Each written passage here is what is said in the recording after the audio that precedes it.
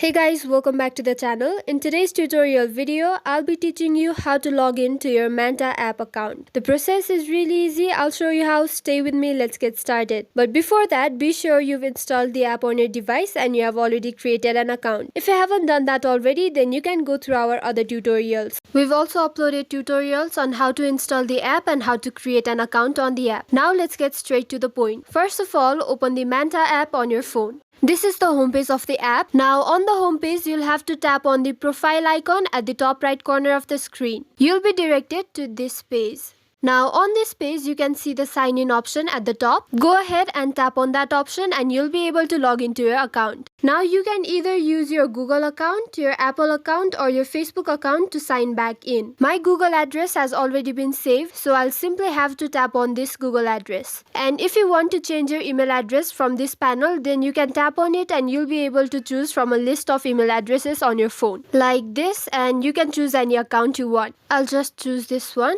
Wait for it to load.